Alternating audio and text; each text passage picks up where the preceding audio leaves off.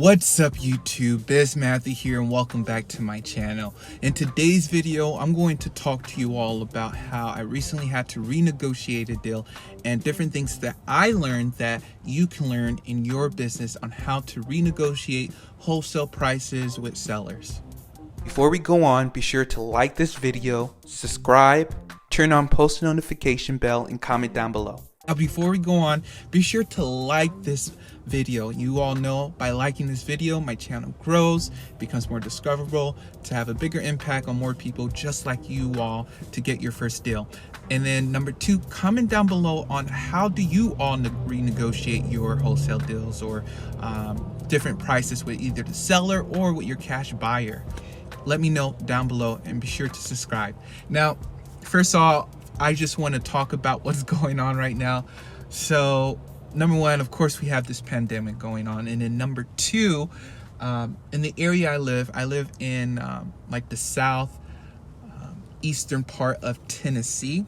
And we recently had a small tornado, or like a regular sized tornado. And so where I live, there's no power, no Wi-Fi, nothing like that. And so I tried to go to a friend's house, but he didn't have any Wi-Fi and my service was not working. So this was a spot that I found right next to the highway, I-75, that I could use my LTE. It's running really well. I don't know because of the highway, of the lines going through here, but the LTE is amazing. It's like fast like Wi-Fi. And I have a hotspot on my phone and I'm doing work on my laptop right now, you all, in my car. So crazy times. 2020 is a crazy year. How is your 2020 going? But anyways, with that, even though this year is a little bit different, you know, we still have sellers looking to sell their house, and even more. And I'm noticing I'm getting more leads. I recently went to a property, saw a property, locked it up under contract, and that same day I showed a buyer and he agreed. So we're gonna lock that up on the same very day. So it's crazy, you know, these times there are still deals. You can still make money in wholesaling. Now this particular deal is, I'm talking about the house that is that has a fire. As you all saw in my last video that I posted on Friday, I talked about how I got that deal and how I'm going to be partnering with a good wholesaler in town, the biggest one in town, who will sell properties on a monthly basis. And I just want to talk to you all how I was able to renegotiate the price to almost $20,000 down from originally what we signed for. So number one is I got this property under contract. It's a fire damage property. It's probably worth $175, $180, and I was able to get it under contract for $50,000 because number one, it needs a lot of work. There was a fire, and yeah, and the seller understands that.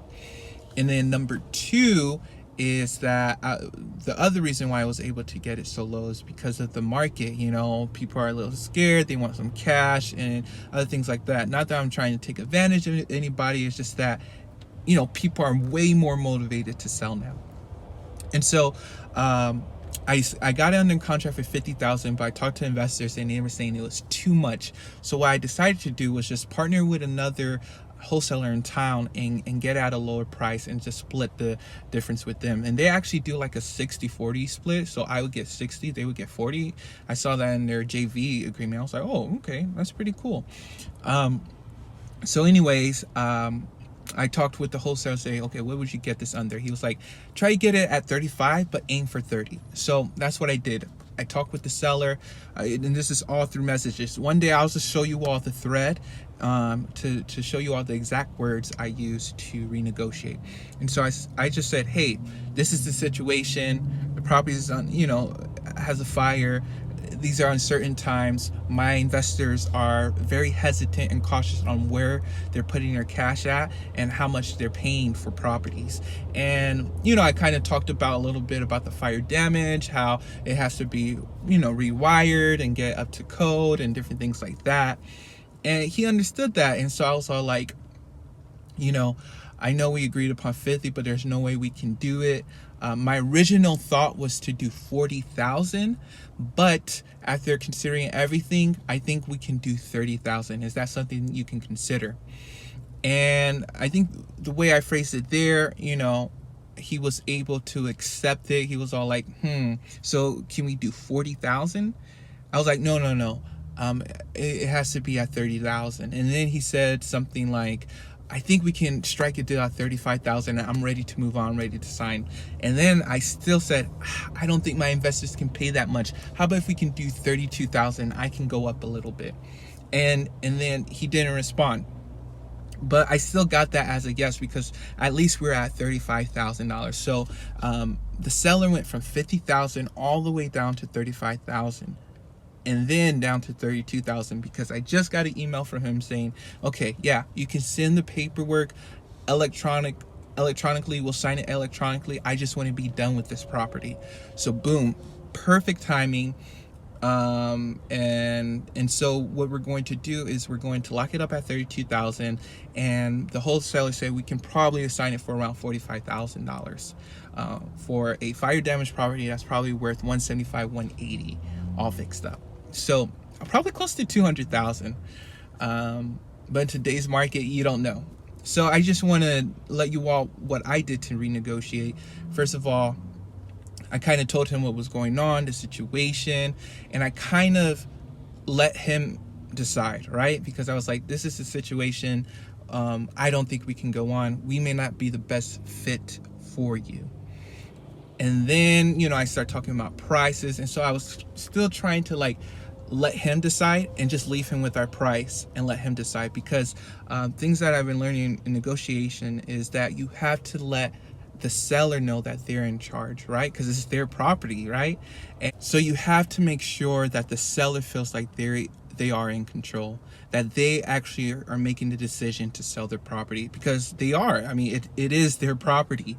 And in this book that I'm reading, this is the other book I'm reading. It's called Never Split the Difference by Chris Voss. It's a good book about negotiation skills and different things like that.